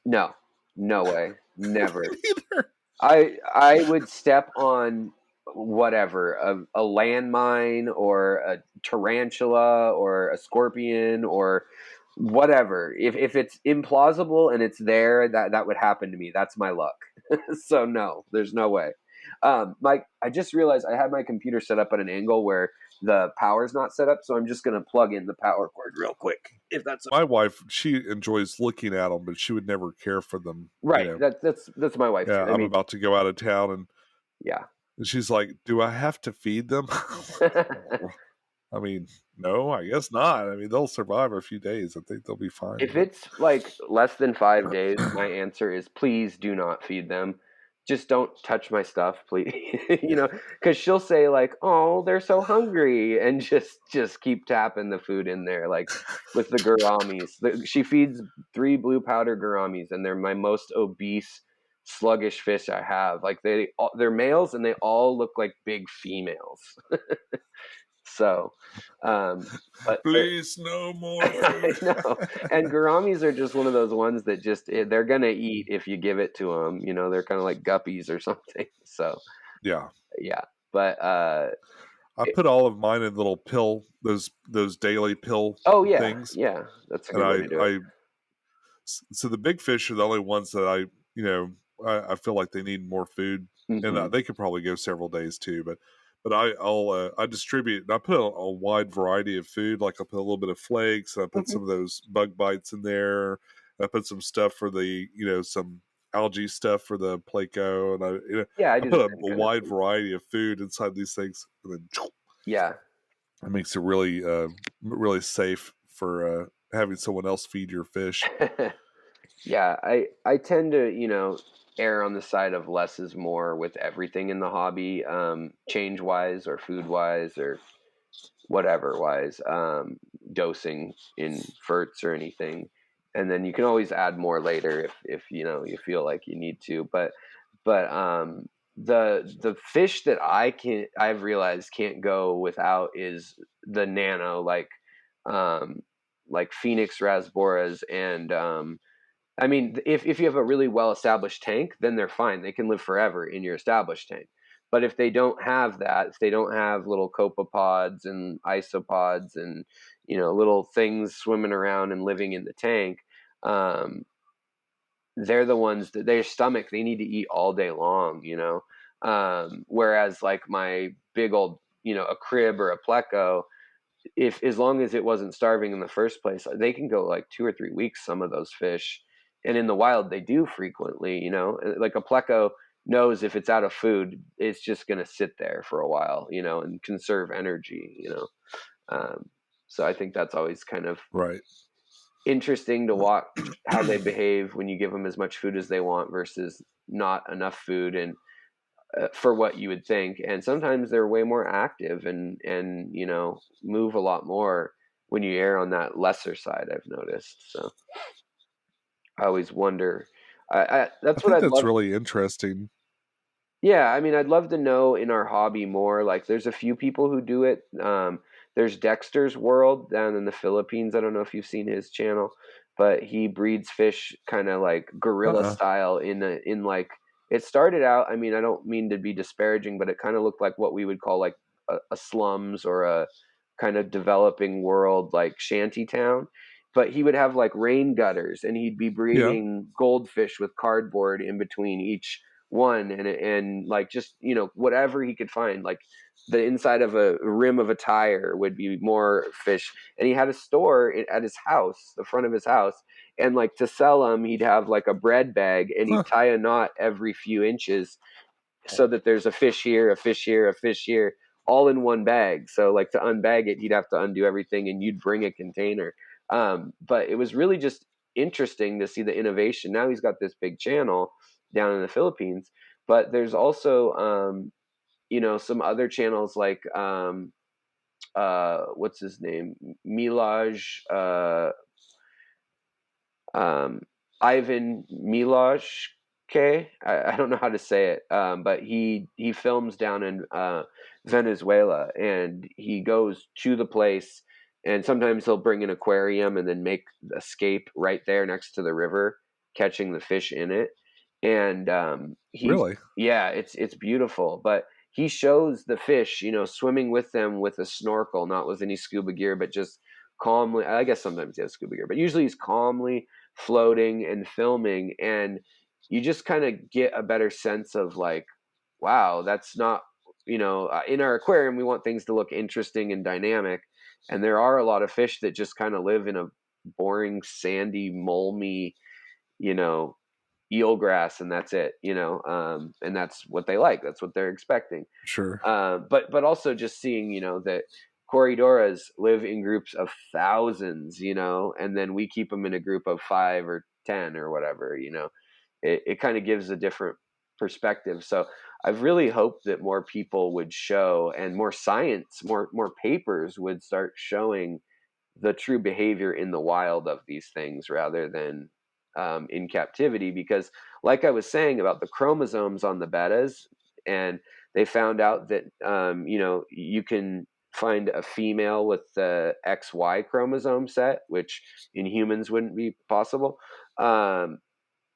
The gene that hopped, it happened domestically, they know, like in the hobby, because in the wild that's not the case. The gene is on the Y chromosome, but at some point it came off in a mutation, and it's whether it's the stress of that, or just being selected, like inbred so much with the line breeding, or whatever it may be. The fish behaves so differently, and the fish's traits are so different, and so a lot of times we don't get the colors or the behavior that's at all what we would expect compared to what the fish does in the wild, especially with lines we've domesticated so heavily, like zebra danios or something, or rice fish. Yeah. They're some of the most mutated and studied fish in the world. So yeah. Well, aren't zebra danios like really close in some ways to humans? Like, I mean, as far as for scientific purposes and Yeah. different I mean, experiments. like things like ocular development of the eye and the spinal column and things like that, they're all really, really. I mean, even fruit flies are, for a number of reasons. I mean, it depends what you're studying, but for genetic, like looking at how Right. inheritance works and how genetic defects work, yeah, I mean, they're incredible. And I mean, rice fish were the first fish to go into space. It's another video that I've been meaning to make for like 2 years, because I've got just notes and notes, and now it's 10 videos worth of information if I wanted to get into it. But basically, just they're such a hardy fish. They can go from saltwater to freshwater. They can go from 110 degrees to 20 degrees. They've got natural antifreeze in their body. They can be bred with long fins, short fins. I mean, genetically, fish, they're learning, have been through so many cycles evolutionarily of drought, or now you're stuck inland and you were an ocean fish, and they keep this genetic memory, so to speak. And we're learning now that with epigenetics rather than just normal genetics, it's almost like going through puberty. Just like when salmon go inland, we're learning that there's all these different traits that can kind of resurface in a population when they're put under stress. Life will find a way. We see, like, Right. when the gender changing, when there's no males left in a population, and all of a sudden a female turns male. So it's just that stuff's just fascinating to me. It is, and it's kind of I think a lot of it's understudied because and I think a lot of it's sort of a human bias. Like, we're Oh kind yeah. of biased toward the way we've developed and stuff. Obviously, if you take 100 dudes and you throw them on an island, it doesn't mean one of them will just transform and become, something Right. that can procreate anyway, Right. And so, when I put videos out about that, man, those are the videos I've gotten some of the most flack for, is people anthropomorphizing what I'm presenting as the current science. I'm like, I didn't say anything about whose bathroom anybody needs to use in whatever state you're talking about in your head, dude. Like, I just right. was letting you know that they've documented this in the lab. Fish and us are a little different. I don't know if you've noticed, but if you're projecting that onto yourself, Well, animals,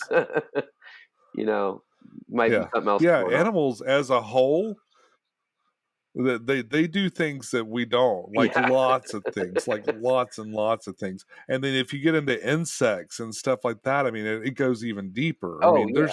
there's a whole fascinating world of evolution happening all around, and you can't pigeonhole it into what we can do, because what we can do is comparatively small Yeah. compared to other creatures. Oh yeah. And we're probably very early in our understanding of a lot of these things too, and how they actually work. Oh yeah. I mean, it's Do you enjoy incredible. studying fish more or plants? Depends on the month. Definitely fish throughout my life is the more interesting thing, but there are some things like allopathy that I find like just mind blowing, but there isn't good material on it yet. It's still such a cutting edge thing, and just for anybody watching that might not know that word, because it's an overly complicated word for chemical warfare. But basically, it's I how thought it was plants. allelopathy. Alleopathy, yes, or alleleopathy too is how I've also heard it said. And then I there's can't pronounce it. chemotrophy and there's like 7 or 8 words that, and if you really get into it, they all mean something slightly different. Like one is plants helping each other, one is plants redirecting resources within its own structure. But I find it fascinating, like acacia trees, when they're getting eaten by a giraffe, will make the alkaloids in their leaves more bitter by retracting water, and that makes the alkaloid content go up by contrast, just ratio wise. And then so you get a more bitter leaf, so the draft's like, this is bitter and it's dry. And then the leaves on the other side get the signal, and they say retract the water into the trunk of the tree. And doing that, they've got this very simple little node on the leaves and stems, and it causes everybody to fold up. And so you've got this reaction in the tree where by the time 40 little branches have done that, you can get 5 or 6 feet elevation gain for those leaves, and so the drafts can't quite reach them. So there's just so many fascinating things like that. And now they've seen that there's 2 kinds of acacia trees where once a giraffe starts munching on it and masticates that leaf material, the scent of it in the air triggers acacia trees up to 100 yards away to start already tucking up their leaves. Like, that guy's a goner, but he said that we should pack up our. So the idea that a plant or a fungi even is this static thing that just sits there and takes it is just so not true. I mean, but the thing that's most fascinating to me and that I love sharing with people is what simple mechanisms it tends to be that can explain like 5 or 6 different things occurring. Like a sunflower always facing the sun, is just as simple as the side of the stem that isn't in the sun grows faster and up counterclockwise as a cell, like kind of like this, like a spiral staircase. But it grows on one side as long as it's in the shade, and that just causes the plant to slowly rotate and tilt until it's where it needs to be, and then that's the optimal spot for growth. But yet it looks like it's got this heat-seeking thing where you can turn the plant and it'll keep, readjusting, or how. And actually, beans use the same exact technology in vines. If you watch them in a time lapse, they just spin around like this until they happen to hook onto something, and then off they go, So it's such a simple thing, though, that Right. like, if it was a computer program or something, it would be like, if you go up one and to the left one each stage, that would be the formula for the thing, doing that. Whenever there's sunlight, it's be like 0 for that or 1 for that. And if it already has sunlight, then 0, don't do anything, that's as simple as it is. So And yeah. and So you were talking about allelopathy, which is basically plants battling each other by sure. emitting chemicals that inhibit the growth, right? So there's that. There's also, yeah. So I mean, there's like things like duckweed and valsinaria have some sort of interaction. We know. There's crips we know that do that as well with various other plants. But so there's that. But then there's also symbiosis of plants too, and fungi. So for instance, I'm really into mushrooms. I studied them quite heavily. I've helped name 2 mushrooms, write papers on them, and collect for University of Washington. So that used to be a big hobby of mine, and I still is in the fall when it gets rainy out here in Washington, because we've got the most biodiversity of anywhere in the world in our state, luckily. But what's cool is seeing that like every plant we've ever studied has a fungal relationship of some sort. So when we look for it, that doesn't mean every plant does, but so far thousands and thousands have some kind of fungal relationship, whether it's in the root or the seed or this or that. But like, fir trees or legumes and just different things, they literally die in nurseries. And now they've learned that inoculation or that mycelium, the white stringy stuff, needs to be with the roots in a lot of plants because, for instance, the fungi oftentimes can't create sugars. So they'll trade sugar and potassium. They'll get that from plants and they'll give them nitrogen because they can make nitrogen and they can also collect heavy metals all day long.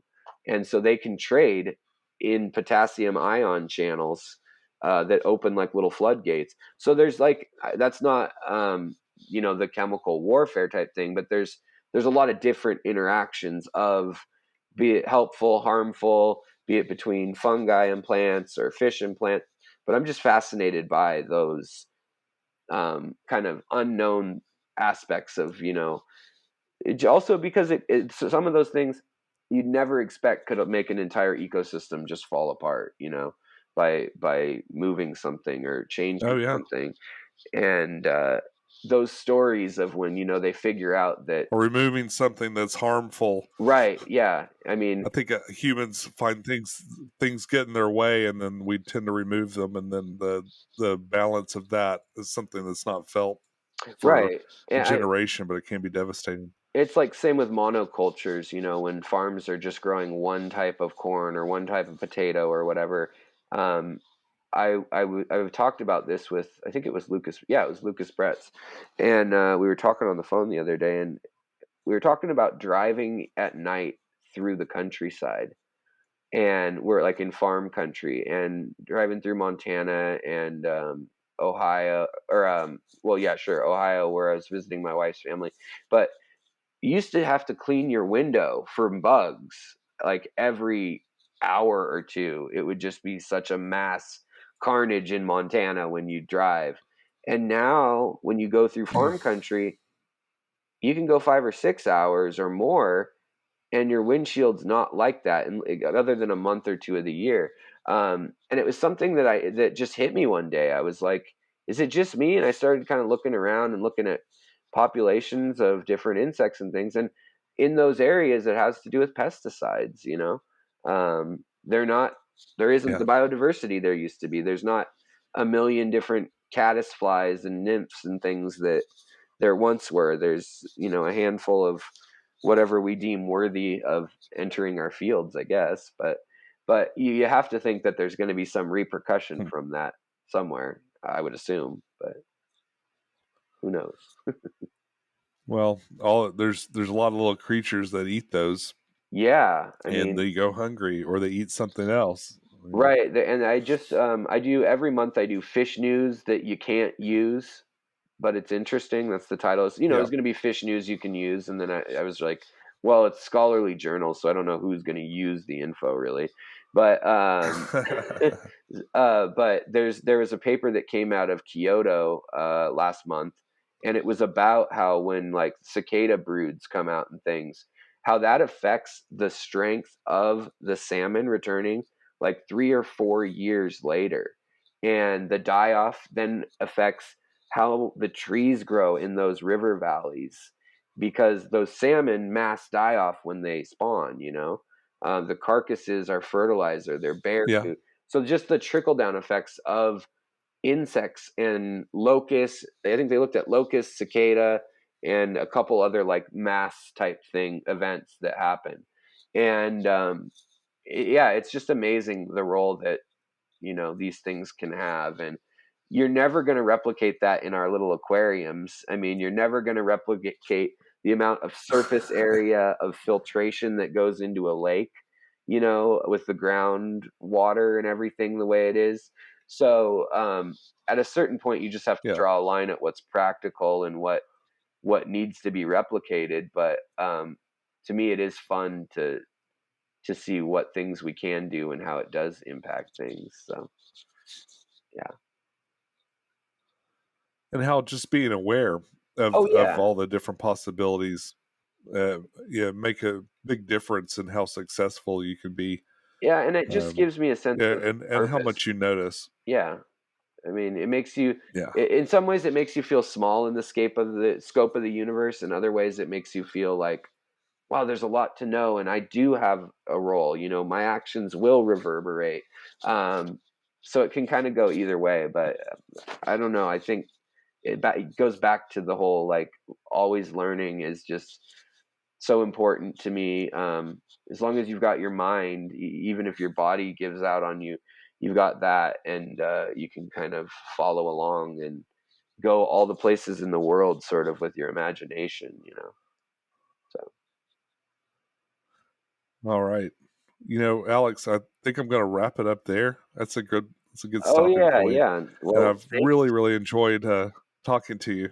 You're a fascinating person. I like your channel. Always have. I don't stop in and watch every single video that how you do, dare but you? I tell you, every time I do, I'm happy I did Well, thank you. because I always learn something. Well, thank you so much, and right back at you. Thank you so much for having me, and for you're welcome anytime on my channel. I know you're a busy guy, but I mean, I know we have a lot of folks that kind of vibe on the similar content to one another, and I know a lot of my subscribers adore you as well, as I do. I really have looked up to you since I started on here, and your editing skills, your artistic skills speak to the artist side of me, and I just don't go there myself. But you do the things that in my head I'm like, oh, that would be so cool if I did it.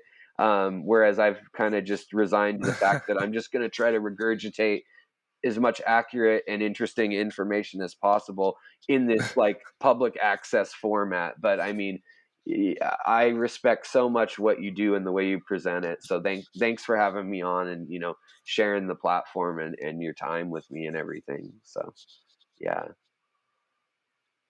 All right. Be well and stay away from the windows during the lightning storm, okay? I will. Same to you. Same to you. No more hanging out on the porch watching the lightning go. I guess, yeah.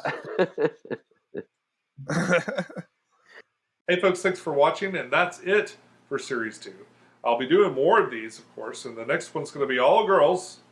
Be a girls' night water change companion. On top of that, I'm sure I've been working industriously all this time and have produced a couple of good projects to show you, and that will be coming up next week.